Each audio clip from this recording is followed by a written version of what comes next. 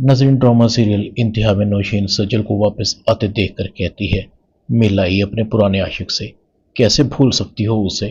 अरुसा कहती है, आपको ये जानकर बहुत तकलीफ होगी। आपका एक मोहरा कम हो गया, जिसे आपने मुझे ब्लैकमेल करने के लिए मेरे पीछे लगाया था। अब आपके वो किसी काम का नहीं रहा।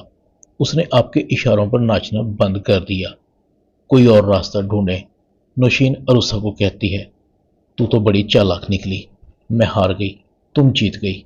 मत भूलो, आज जहां तुम हो मेरी वजह से हो। तुम इतनी आज़ादी से उछल कूद जो कर रही हो ना, मैं तुम्हारी सारी अकड़ खाक में मिला दूंगी। अरुसा कहती है, आप भूल गई, इज्जत जिल्लत अल्लाह के हाथ में है। आपने जितना इस घर के लोगों को सताया है, उसकी सजा तो आपको जरूर मिलेगी। आपका रास्ता मैं रोकूंगी। अरुसा चली जाती है। नौशीन सज्जर को कॉल करती है, तुमने जिस पागल को अरुसा के पीछे लगाया था ना, उसने अरुसा को सब बता दिया है कि उसे अरुसा के पीछे हमने लगाया था। अब वो हमारा कोई काम नहीं करेगा। सज्जल कहती है, अम्मी मैं क्या कर सकती हूँ। अगर वो नाकाम आशिक है, मैं तो अपने ही बखेड़ों में उलझी हुई हूँ।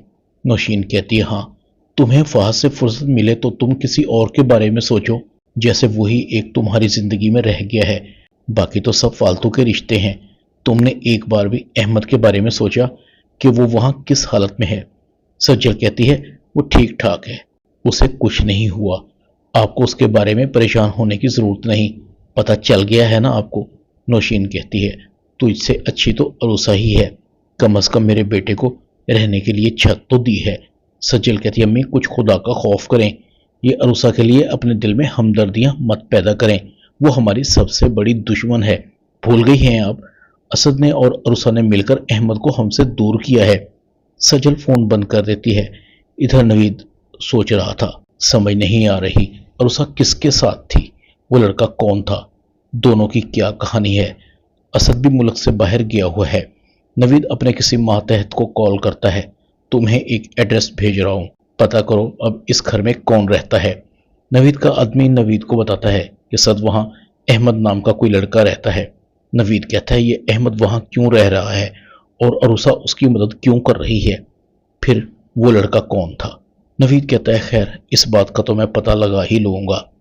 दूसरी तरफ अनम अरुसा के पास आती है, मैं आपसे अपने रवैये की माजरत करने आई हूँ।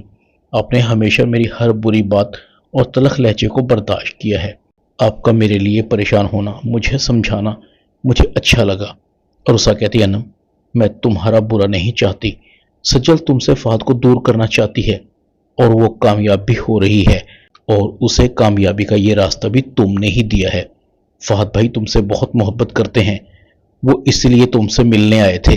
तुमने उसे घर से निकालकर सज्जल को सहूलत फराहम कर दी है। अनम कहती है, अरुसा मुझे सज्जल से कोई अच्छी उम्मीद नहीं, मुझे गिला है तो फहद से है।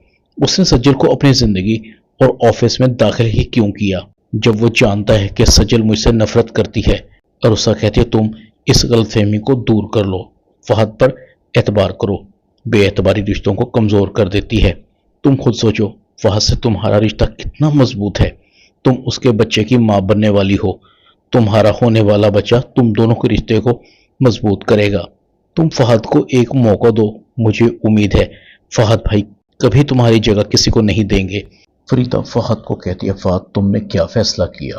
फहद कहता है, किस बात का अम्मी। फरीदा कहती है, तुम बच्चे नहीं कि समझ नहीं रहे मैं तुमसे क्या बात कर रही हूँ।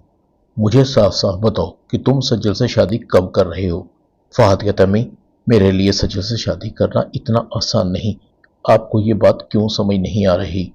ड्रामा इंतहा में इतना ही। चैनल को सब्सक्राइब कर दें। शुक्रिया।